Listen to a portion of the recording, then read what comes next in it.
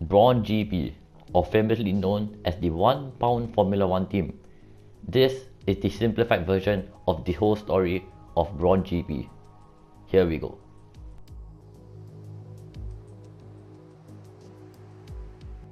In 2008, the Great Depression of Wall Street crashing, stocks going down, it affected the whole entire world. And the Honda Formula One team, being owned by a Japanese team, Honda, they had this Japanese culture. They can't afford to have a Formula One team and seeing their people suffer. It's just unacceptable. So Honda executive decided to sell the Formula One team or close it down if they could not make a deal soon. And in 2007, Ross Brawn was one of the most successful technical director of recent years, decided to join Honda Formula One team as the team principal for the upcoming season 2008 and 2009. But 2009, famously when the Great Depression happened and Honda was pulling out of Formula One, Ross Brawn took it upon himself to buy the team. He wanted to buy the team. He brought in some people to help him, and he wanted to buy the team to save about 800 British people jobs and save Honda about $100 million from selling the team. And at the left, you can read some of the description, but basically, Ross Brawn and Honda made a agreement, and Ross Brawn brought Brawn GP for £1, one singular pound, Great British pound, and it did not cost that in total after everything happened. He gave £1 to the Honda executive, but he took on millions of dollars in debt from employee wages and tons of other stuff to keep the company going.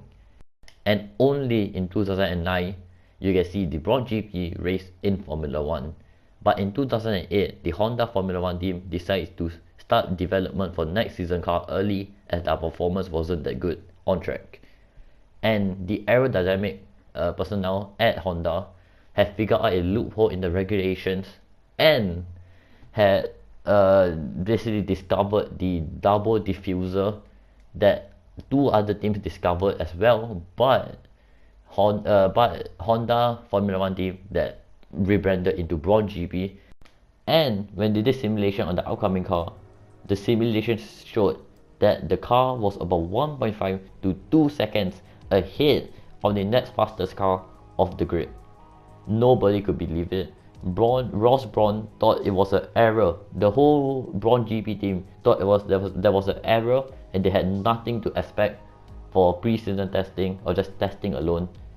Which now we head to Silverstone. Silverstone? Nope. Brawn GP did not have enough budget to even rent Silverstone for a day. They had to rent a smaller track that is about half the size of Silverstone for their testing. And we head to pre-season testing in Barcelona. What happened there was insane. Brawn GP was the fastest of them all, was flying like a bullet, and was insane. Jenson Button driving the car, I just put it to the fastest car of the grid, and it was the fastest of pre-season testing. The double diffuser sparked controversy, as you know, a lot of other teams did not know about it. It was a loophole in the regulation, and Ferrari called it cheating, and it was big controversy.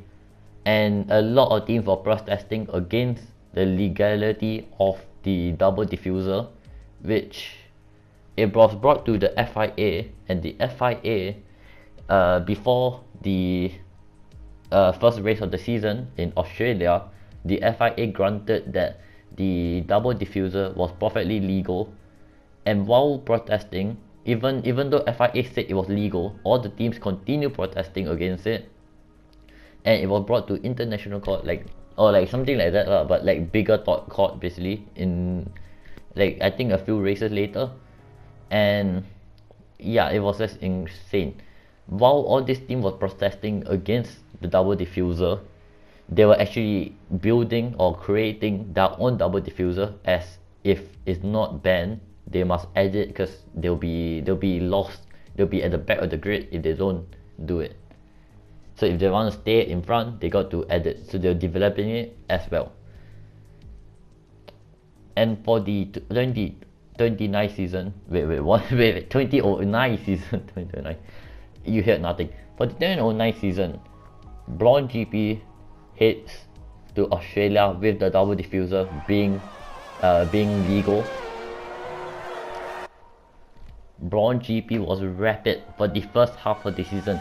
In Australia, the first race of the season, they went flying. Jenson Button took the Braun GP and won with it on the first outing in Formula 1 as a Formula 1 weekend. It was incredible. On the Saturday, by the way, they finished on pole position. Pretty sure it was a 1-2, but I'm not fully sure about that. But yeah, it was insane. The Braun GP car was just flying throughout the whole afternoon, and they won in Australia, which gained a lot of attention. The double diffuser that was very controversial but yet legal was incredible. They take the win and won a couple of the first few races, win after win after win. If not in China, Jenson Button P3 on the podium.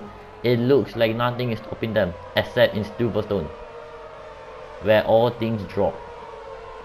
Jenson Button and his home crowd that he really wanted to win at was just not, the car wasn't not doing it. The car was just not as good as it was in the first half of the season. Jenson Button and Braun GP at the first half of the season looks like they're winning the championship, but now in Silverstone, Red Bull, Ferrari have both developed their car a lot, while Braun GP, with the lack of budget, was not able to develop their car that much, leading to a lack of performance. So now Jenson Button got to hang on for dear life if he wants to win the 2009 championship. In Silverstone, the car was not doing it. He finished in P6, which for his home crowd, the whole crowd was cheering him on. They were so happy about the story of Braun GP. They were so excited for it, but the car was just not performing that day. And now it led to a development race against all the other teams. Braun GP, with a lack of funding, in the second half of the season, they could not develop their car much, which caused good results and many points lost. But one team stood out of them all, of all the development being done, the rush that all the team had.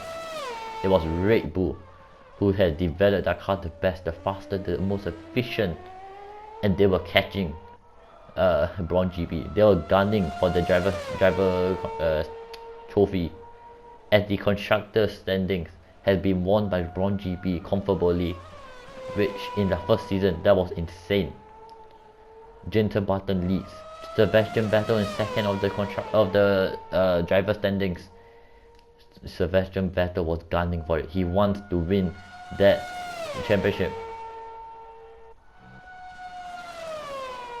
And Jenson Button left Japan being a bit sad and depressed, while Sebastian Vettel was just trying to win every race, get every point he can to win the championship. The gap was closing to Jenson Button. And for Sao Paulo, Jenson Button starts P14 after a very wet Saturday qualifying. But he was a man on the mission. He was insane. He was overtaking everyone. He needed to get P5 if he wanted to win the championship right there and then. His teammate and Sebastian Vettel was both championship contenders. His teammate qualified on pole position during the wet Saturday in Sao Paulo, that Sebastian Vettel has described as a very wet and basically a swimming pool.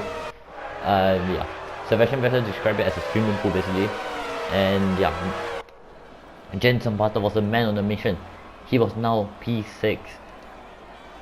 He just needed one more position to win the driver standing.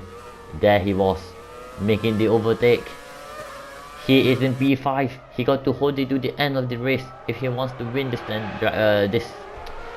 championship. It was down to the wire. The championship fight was down to the last point. Every point needed. Okay, that was false, not to the last point. But now, going to the finish line, Jenson Button B5. He wins the 2009 Driver Championship. Jenson Button, unbelievable. Braun GP was constructor and driver champion of the world in 2009. And what happened afterwards was that Mercedes brought the team, as they would know, as Braun GP was selling it, because they still got no budget issues and funding issues.